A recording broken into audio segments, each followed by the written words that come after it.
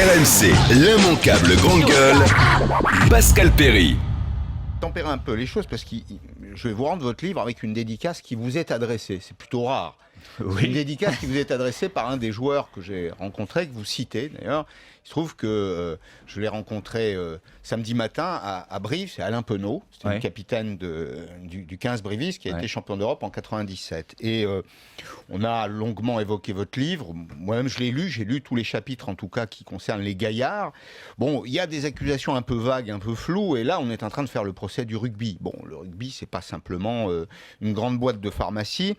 Et ce que dit Alain Penaud, je vais vous interroger là-dessus, c'est tout ce que nous prescrivait Stoïchev, qui est le médecin que vous évoquez dans ce chapitre. Ah bah déjà c'est bien qu'ils disent que Stoïchev était dans la maison, parce qu'il y en a beaucoup qui disent que Stoïchev n'était pas dans la maison. Il n'était pas dans la maison, mais il était loin. En tout cas, tout ce qu'il prescrivait... Il allait consulter visiblement, donc c'est ce que dit Penaud. Non, il n'était pas consulté, mais il dit que tout ce qui était prescrit était remboursé par la Sécurité sociale. Ah non, non. Je termine, et puis vous allez ensuite répondre. Il conteste le caractère institutionnel, il dit en substance, comme d'ailleurs tous les brivistes. Vous savez, ce que vous avez écrit fait beaucoup de mal quand même. C'est-à-dire que ça... C'est pas du mal. Non, laissez-moi aller au bout.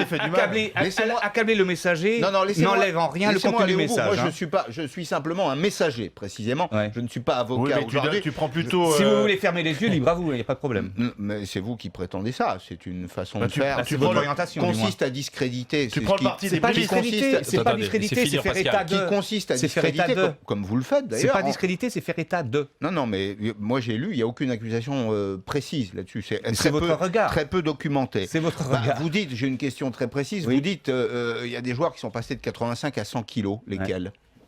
Des joueurs qui sont passés... citez-moi cette phrase de 85 à 100 kilos. C'est vous, c'est écrit là. Dites-moi exactement. Vous dites qu'il y a des joueurs qui sont passés de 85 à 100 kilos, lesquels ? Non, mais... Dites-moi le chef. Non, j'ai pas la page. C'est dans le livre Les Gaillards. Il suffit de le lire. Eh ben, dites-moi la page. Vous me le direz. Non mais. Il y a des. Qui est passé de 85 à 100 kilos. Alors, on prend des exemples de joueurs, effectivement, basés sur les chiffres communiqués par la Ligue, sur les joueurs, année après année, saison après saison. Il y a eu... Alors, vous êtes en train de contester le fait qu'il n'y ait pas eu d'évolution morphologique, visiblement. Rien, je vous pose une question. Alors, je vais vous donner une réponse. Et il y a donc effectivement des joueurs qui ont pris un volume musculaire. Je crois qu'il y a une liste... il y a une liste de joueurs, effectivement. On s'est rendu vers les physiologistes, les médecins, les préparateurs pour leur demander est-ce que c'est possible avec la nutrition, avec ces séances de musculation spécifiques, de prendre autant de poids. Voilà. Les 9 contrepoints, c'est en partie oui, mais pas ça il n'y a pas un joueur qui est passé de 85 à 100 kilos. Non, pas un seul. Vous avez... si, je vais vous donner un exemple. Pas un seul. À Brive, pas un seul. Vous êtes en peine de trouver l'exemple. Je vais vous en donner un. C'est Toulouse Borde. Aucun, monsieur, je vous assure. Je peux vous donner Toulouse Borde ou pas? Monsieur Ballester, il est passé de 74 à 94 kilos.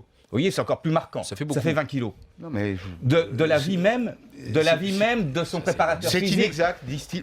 De la vie même. Vous me dites qu'il n'y a pas de témoin. Je vous le donne, le témoin. Il s'appelle Alain Camborde. Plus 20 kilos. C'est pas le différentiel du kilo qui est important. C'est le pourcentage du poids de corps. Voilà, c'est ça. RMC, l'immanquable grande gueule.